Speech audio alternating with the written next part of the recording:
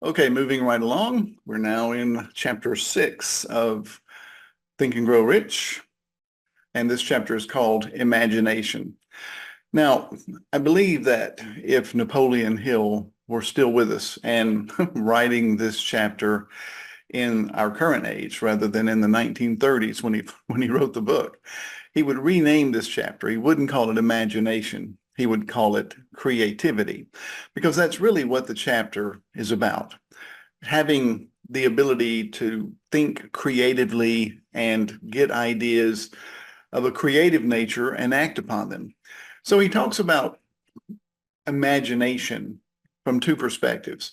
He first of all talks about what he calls synthetic imagination, which is basically what you have learned throughout life. Like, for example, I learned a lot about making things, construction projects, or building furniture, or fixing things around the house. I learned a lot of that from my dad. This is his hat. I wear it in honor of him, to remember him, and it reminds me of him, and I miss him a great deal. But I learned a lot from him, and especially with how to use my hands, using tools, making furniture pieces, or fixing things up. And so when Napoleon Hill talks about imagination, he's talking about taking what you know, some things that you have learned just through life and experience, whatever that may be, and then thinking of something to do and taking what you already know and crafting it or making it, fixing it, repairing it, whatever it may be. And then he talks about what he calls creative imagination. And creative imagination is when you have the ability to basically see something in your mind's eye and come up with a way of doing it. He uses the example of authors, musicians, writers, that they like, for example, oftentimes a songwriter can actually hear the song in their head before they actually craft it on the piano or the guitar.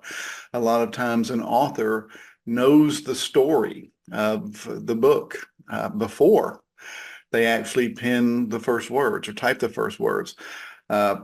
Creativity comes from the perspective of business. What are you going to do, and how are you going to do it differently than others do it? In the industry of business, or in business in general, there's the idea of the USP, the unique selling proposition. What that means is, what do you do? Let's just say you're in the same business as someone else. Say you're in the real estate industry, you're a real estate agent.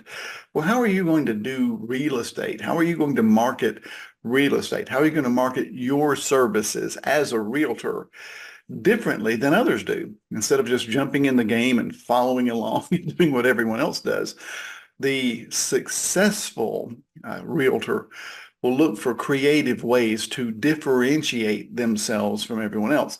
That's really the gist of the chapter. He gives some stories and some examples, but it really just comes down to thinking about what it is that you want to do and finding ways that will separate you from it, or your own unique way of doing it that's not the same as everyone else. I mean, plumbers are plumbers, right? Is there something that a plumber can do in his marketing to say this is or cause the person with a leak to call that particular plumber as opposed to someone else? What did they offer that other plumbers don't? Just things like that. Just using your imagination in creative ways to set yourself apart. If you are imaginative and creative and setting yourself up as unique and different from everyone else, that you increase your chances of being successful.